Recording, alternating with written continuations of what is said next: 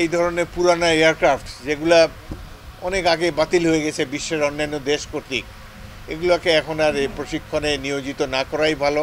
বাংলাদেশে মানুষের জীবনের কোনো মূল্য নাই এবং যারা দায়িত্বশীল তারা এগুলো খেয়ালও করে না।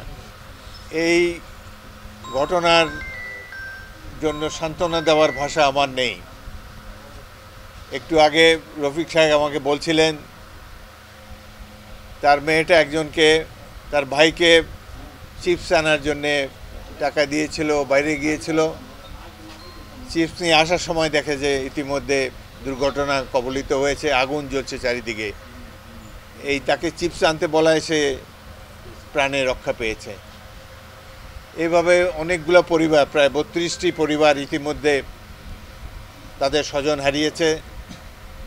এই পরিবারকে সান্ত্বনা দেওয়ার ভাষা আমার নেই।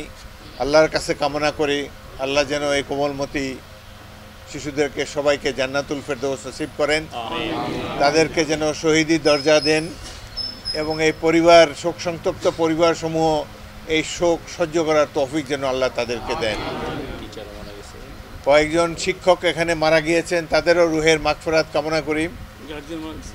কয়েকজন অভিভাবক এখানে মারা গিয়েছে, সেই জন্য এলাকাবাসীর দুঃখের আর সীমা নাই। স্কুলের কয়েকজন কর্মচারী তারাও এই দুঃখজনক ঘটনায় পরলোক গমন করেছেন। এই ধরনের ঘটনা বাংলাদেশে বিমান এসে স্কুলের উপরে আঘাত করবে অতীতে কখনো ঘটে নাই। এই ঘটনাটি যুগ যুগ ধরে মানুষ স্মরণ করবে। এর অন্তর্নিহিত কারণ, কারো কোনো গাফলতি ছিল কিনা সেগুলো আর আজকে আমরা এখানে যেতে চাই না। তবে আমি সামরিক বাহিনীর প্রাক্তন সদস্য, আমার মনে হয় যে এই ধরনের পুরানো এয়ারক্রাফট যেগুলা অনেক আগে বাতিল হয়ে গেছে বিশ্বের অন্যান্য দেশ কর্তৃক, এগুলোকে এখন আর এই প্রশিক্ষণে নিয়োজিত না করাই ভালো। জীবন বীমা কর্পোরেশন নতুন নতুন পলিসি চালু করে আসছে। জীবন বীমা কর্পোরেশন ইতিমধ্যে বাংলাদেশ বিমান বাহিনীর কয়েকজন সদস্য, পাইলট, তারা প্রাণ হারিয়েছে এই ধরনের পুরনো এয়ারক্রাফট চালাতে গিয়ে। বাংলাদেশে মানুষের জীবনের কোনো মূল্য নাই এবং যারা দায়িত্বশীল তারা এগুলো খেয়ালও করে না। এতদিন যারা আগে রাষ্ট্র ক্ষমতায় ছিল তারা দু পয়সা কামাতেই ব্যস্ত ছিল, লুণ্ঠন কাজে ব্যস্ত ছিল, কিভাবে বিরোধী দলসমূহকে দমন করা যায়, হত্যা, গুম, কিভাবে এই সমস্ত অত্যাচারের মাধ্যমে ভোট রিগিং করে নিজেদের শাসনকালকে প্রলম্বিত করা যায়, এটাই ছিল তাদের চিন্তা। দেশে যদি গণতন্ত্র থাকতো গত 16 বছর, তাহলে হয়তো এতগুলো মানুষ অকালে প্রাণ হারাতো না। আমাদেরও নির্বাচিত প্রতিনিধিদেরও দেখার সুযোগ হতো কেন এই ধরনের মর্মান্তিক অ্যাক্সিডেন্টগুলো ঘটে। মাইলস্টোন স্কুলের অনেক নামডাক ছিল, এখন জানি না কেন জানি না ভিতরে তাদের যে অভ্যন্তরীণ যে অ্যাডমিনিস্ট্রেশন সেগুলো ঠিকঠাক মতো চলে কিনা, ছাত্রছাত্রীদের সাথে, অভিভাবকদের সাথে যথাবিধ ন্যায়ানুগ ব্যবহার করা হয় কিনা জানি না। তবে আমরা আশা করব এই ধরনের দুর্ঘটনা যেন আর না ঘটে। বিমান বাহিনীর যারা কর্মকর্তা আছে তাদেরকে অনুরোধ করব তারা যেন মেনটেন্যান্স ঠিক মতো করেন। এই ধরনের পুরানো এয়ারক্রাফট বাদ দিয়ে আধুনিক এয়ারক্রাফট সংখ্যায় কম হোক, তবুও আধুনিক এয়ারক্রাফট কিনে প্রশিক্ষণের ব্যবস্থা করুক, যাতে করে আর অকালে যেন আমরা আমাদের তরুণ পাইলটদেরকে হারাতে চাই না। এই পাইলট চেষ্টা করেছিল, পাইলট তৌকির, সে চেষ্টা করেছিল আশেপাশে ল্যান্ড করার জন্যে, কিন্তু বিভিন্ন এলাকায় উঁচু উঁচু বিল্ডিং থাকার ফলে সে ল্যান্ডিং করতে পারে না স্থানভাবে। যাই হোক, আমরা মুসলমান, আমরা আল্লাহর যে নির্ধারিত ভাগ্য সকলের জন্য রেখেছেন সেটাতেই বিশ্বাস করি। আশা করি আমাদের এই দেশটি অনেক ঝড়ঝঞ্ঝার মধ্যে দিয়ে গিয়েছে।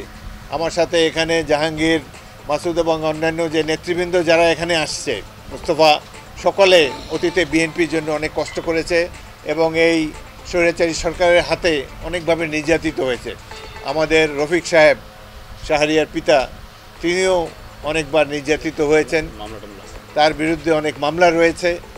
আমরা শান্তি থেকেও বাংলাদেশে থাকি নাই, আমরা প্রত্যেকেই বারংবার জেলে গিয়েছি এবং নির্বাচনের নামে কতগুলো প্রহসন হয়েছে। আমি আমার এলাকার থেকে 6 বার নির্বাচিত হয়েছি এলাকাবাসীর সৌজন্যে, কিন্তু 18 নির্বাচনে পুলিশ বাহিনী এসে আমার বাড়িটা ঘিরে রেখেছে 15 দিন, ঘর থেকে আর বেরোতে পারিনি। জানা কারণে আল্লাহর কাছে শুকরিয়া জানাই যে অবশেষে এই দুঃশাসনের পতন হয়েছে। আগামী দিনে যদি আমরা আবার গণতন্ত্র এদেশে পুনর্বাসিত হয় এবং আমরা আশা করব যে জনগণের কাছে দায়বদ্ধ একটি সরকার রাষ্ট্র ক্ষমতায় যাবে এবং যত শীঘ্র সম্ভব নির্বাচিত প্রতিনিধিদের কাছে ক্ষমতা হস্তান্তর করার জন্য বর্তমান সরকারের কাছে আমরা অনুরোধ জানাবো।